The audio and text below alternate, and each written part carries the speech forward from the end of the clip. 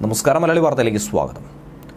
തമിഴ്നാട്ടിൽ നടന്നിരിക്കുന്നതാകട്ടെ തികച്ചും നാടകീയമായ ചില സംഭവങ്ങൾ തന്നെയാണ്. കഴിഞ്ഞ ദിവസമാണ് സുപ്രീം കോടതി തമിഴ്നാട് ഗവർണർ ആർ.എൻ. രവിക്കെതിരെ അതിരൂക്ഷമായൊരു വിമർശനം ഉന്നയിച്ചത്.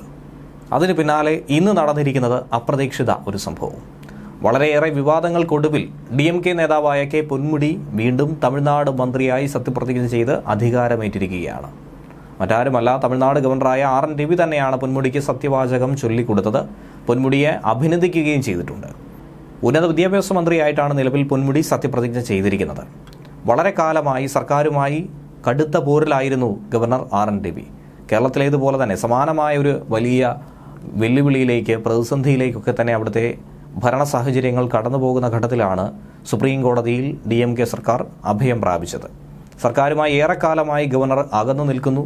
ഇന്ന് മുഖ്യമന്ത്രിയുമായി ബന്ധപ്പെട്ട നിരവധി ആളുകളുമായി സൗഹൃദ സംഭാഷണം കൂടി ഗവർണർ നടത്താൻ തയ്യാറായിരുന്നു. ഇന്നലെയാണ് സുപ്രീം കോടതി അതിരൂക്ഷമായ വിമർശനം ഉന്നയിച്ചതും അതിന് പിന്നാലെ ഗവർണറുടെ ഭാഗത്തു നിന്നും ഒരു മഞ്ഞുരുക്കൽ നടപടി ഉണ്ടായതും. പൊന്മുടിയെ വീണ്ടും മന്ത്രിയാക്കണമെന്ന നിർദ്ദേശം അത് തമിഴ്നാട് സർക്കാർ മുന്നോട്ട് വെച്ചപ്പോൾ ഗവർണർ ആർ.എൻ. രവി ഇന്നലെ വരെ അംഗീകരിക്കാൻ തയ്യാറായിരുന്നില്ല. പക്ഷേ സുപ്രീം കോടതിയാകട്ടെ വിഷയത്തിൽ ഇന്നലെ രൂക്ഷ വിമർശനം ഉന്നയിച്ചു. മന്ത്രിയെ തിരിച്ചെടുക്കാൻ കഴിയില്ല എന്ന് എങ്ങനെയാണ് ഒരു ഗവർണർക്ക് പറയാൻ കഴിയുന്നത് എന്നതടക്കമുള്ള നിരവധി ചോദ്യങ്ങളാണ് സുപ്രീം കോടതി ഉന്നയിച്ചത്. അതിനുശേഷമാണ് ഇതിന് തയ്യാറാകാൻ ഗവർണർ സമ്മതം മൂളിയത്. പൊന്മുടി കുറ്റക്കാരനാണെന്ന കണ്ടെത്തൽ സ്റ്റേ ചെയ്തതാണെന്നും ചൂണ്ടിക്കാട്ടി. Chief justice D.Y. ചന്ദ്രചൂഡ് അടങ്ങിയ ബെഞ്ച് കോടതി സ്റ്റേ ചെയ്ത നടപടിയിൽ പിന്നീട് മറ്റൊന്ന് പറയാൻ ഗവർണർക്ക് എന്ത് അധികാരമുണ്ടെന്നാണ് ചോദിച്ചത്.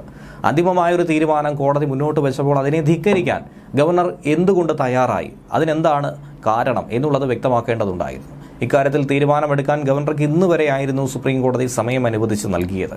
ഇതിന് പിന്നാലെയാണ് ഗവർണർ നിലപാട് മാറ്റി മയപ്പെട്ട് ഇപ്പോൾ ഏറ്റവും ഒടുവിൽ പൊന്മുടിയെ സത്യപ്രതിജ്ഞയ്ക്കായി ക്ഷണിക്കുകയും സത്യവാചകം ചൊല്ലിക്കൊടുക്കുകയും ചെയ്തത്.